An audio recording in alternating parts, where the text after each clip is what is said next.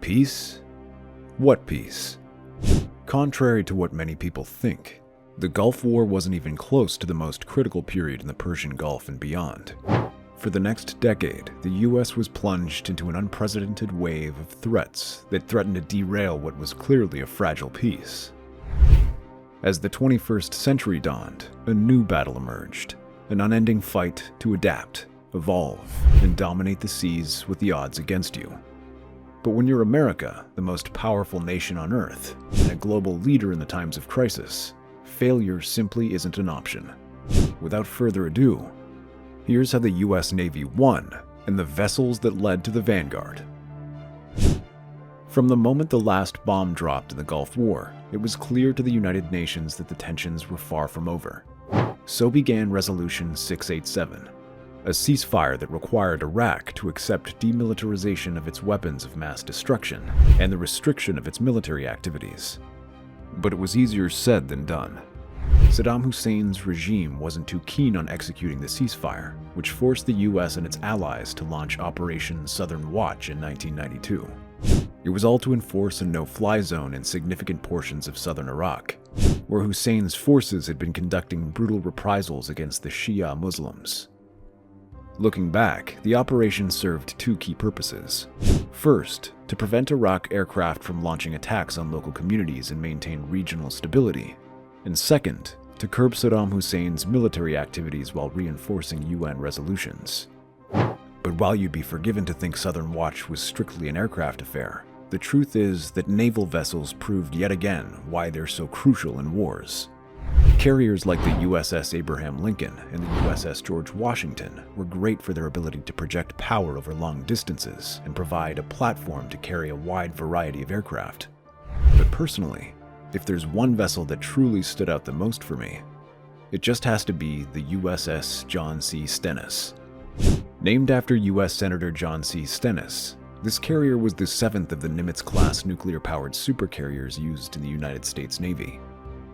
Commissioned in 1995, the design of John C. Stennis was specifically tailored around versatility, strength, and the ability to sustain extended deployments whilst withstanding significant damage. Measuring 1,092 feet in length, with a displacement of around 100,000 tons, this high-strength steel ship could actually carry an air wing of over 60 aircraft, including FA-18 Hornets, EA-6B Prowlers, and E-2C Hawkeyes. But as amazing as that sounds, it's not even close to what made Stennis so special.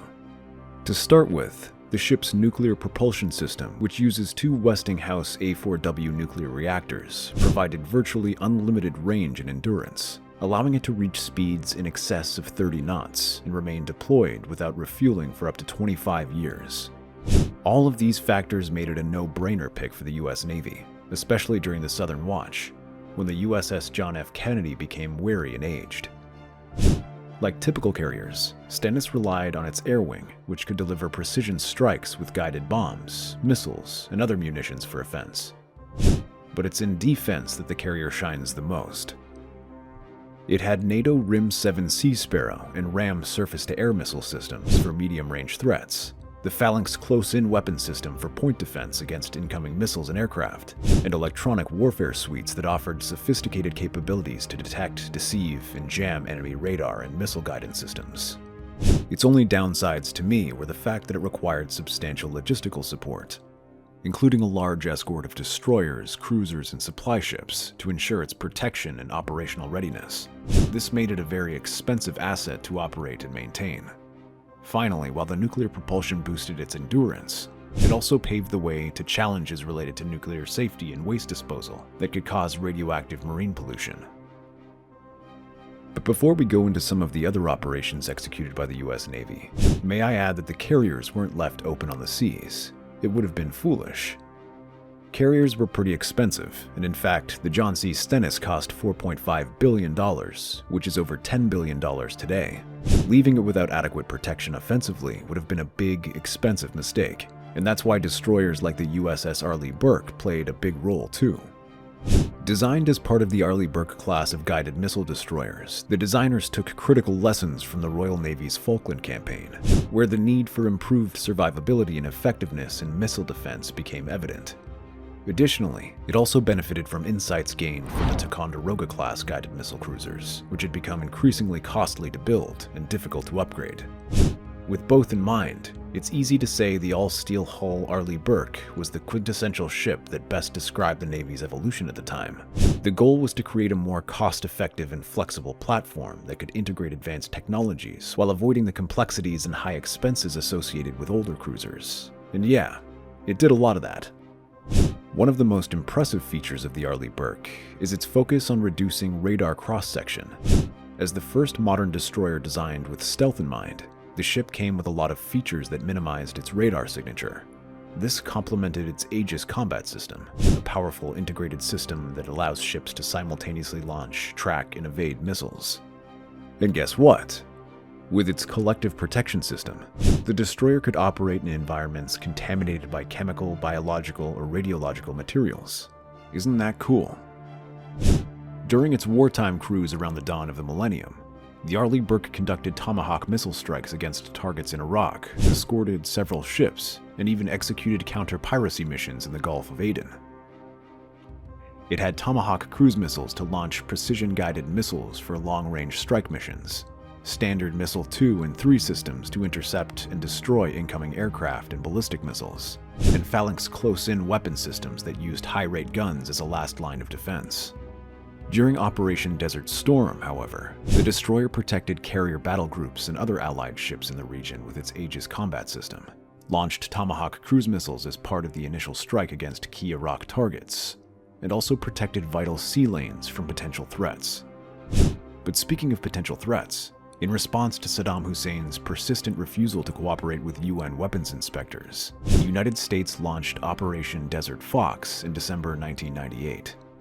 But while the primary objective was to target military assets in Iraq involved in the production, storage, and development of weapons of mass destruction, the government aimed to achieve several key goals. First, to weaken Iraq's capacity to develop and use weapons of mass destruction.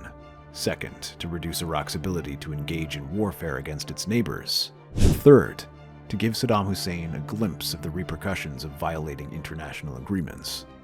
During this operation, the Navy employed some of its top-drawer aircraft carriers and Tomahawk cruise missile-equipped ships, like the USS Shiloh, and even Arleigh Burke-class vessels.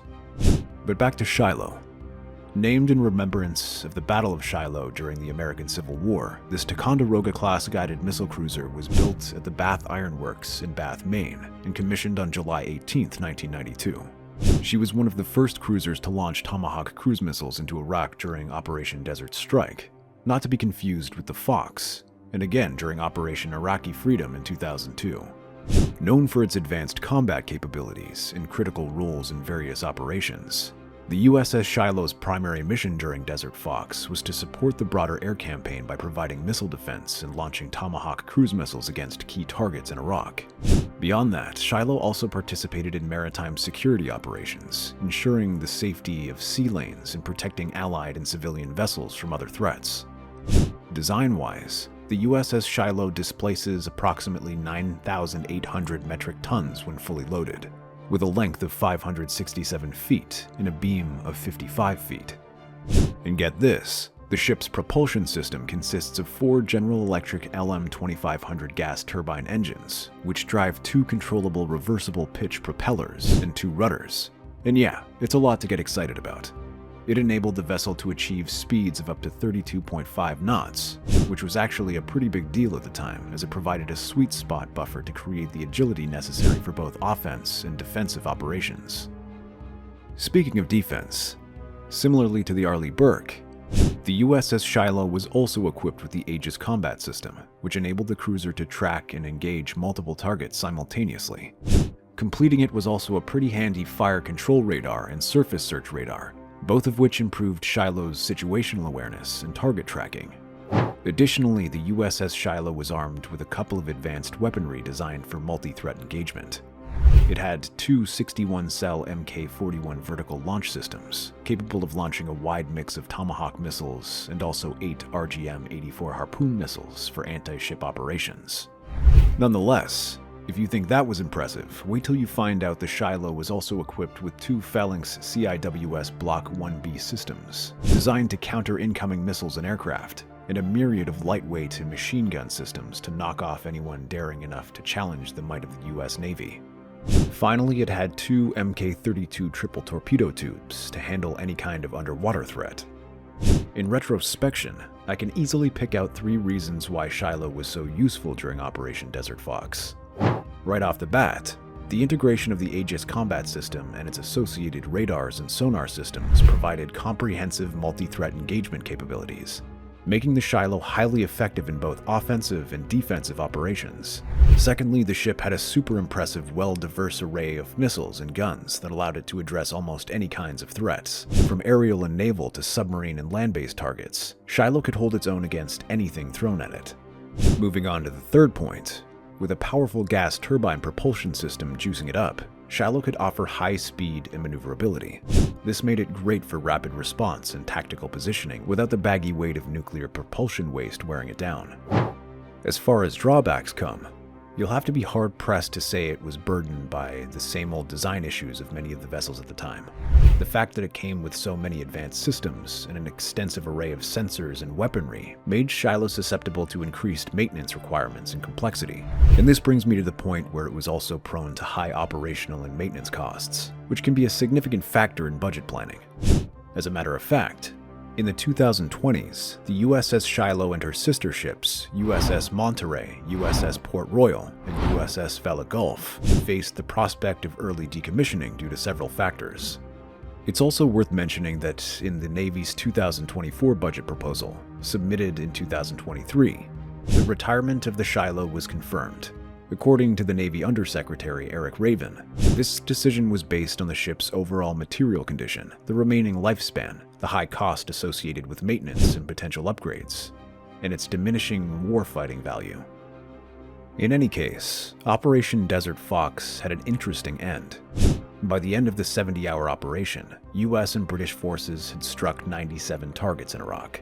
On the one hand, the operation was declared a success by Secretary of Defense William Cohen, with President Bill Clinton echoing this sentiment by proclaiming victory, and to be fair, it's easy to see why. Until the start of Operation Iraqi Freedom in 2003, the Desert Fox was the most extensive military strike against Iraq since the Persian Gulf War of 1990 to 1991. Over 600 sorties were flown by more than 300 combat and support aircraft, employing 600 airdropped munitions, including 90 air-launched cruise missiles and 325 Tomahawk land attack missiles. And according to official statements and accounts, these strikes hit approximately 85% of their intended targets, with 75% deemed highly effective. But hey, on the other hand, the operation drew mixed international reactions. Heavyweights like Russia, France, and China, and 3 of the 5 permanent members of the UN Security Council criticized the attacks. They even called for the lifting of the 8-year oil embargo on Iraq, the reorganization or disbandment of the United Nations Special Commission, which was responsible for monitoring Iraq's disarmament, and the dismissal of its chairman, Australian diplomat Richard Butler. To date, Operation Desert Fox is still a heated debate among stakeholders and historical aficionados. So take a moment to reflect on Operation Desert Fox. What do you think about the US and British decision to launch this massive strike against Iraq? Was it a calculated move to dismantle a dangerous regime's weapon capabilities? Or a bad call that not only did little to bring peace, but in fact added injury to an already tense situation? While you're pondering your decision, it's probably also worth mentioning that indeed, it wasn't all bad. Despite the controversy surrounding Operation Desert Fox and all of the operations that came before and after it, one thing is undeniably clear. It was an evil that forced technological advancement and modernization within the US Navy. The quest to bring peace to the Gulf created a period that marked a significant push towards innovation, with the Navy deploying cutting-edge technologies like the Aegis combat system, which brought an avenue for simultaneous tracking and interception of multiple targets, and the introduction of other advanced radar systems. Ships like the USS Shiloh were at the forefront of this modernization, equipped with precision-guided Tomahawk cruise missiles capable of striking with extended range and pinpoint accuracy. These advancements not only bolstered the US Navy's reputation as a technologically superior force, but also evolved its fleet and ensured its maintained maritime dominance. Without the upgrades and innovations across the vessels, who knows, the Navy may have been decades behind what it is today. And there you have it, a pretty neat and well-informed deep dive into the evolution of the US Navy in the decade post-Gulf War. If you loved this video and enjoy listening to similar stories of these mighty giant sails, then, well, you're absolutely in the right harbor. Don't forget to drop a like, subscribe, and check out other videos on the channel for more content like this. And while you're at it, ensure you hit the notification bell so you'll never miss out on our upcoming videos. See you in the next video.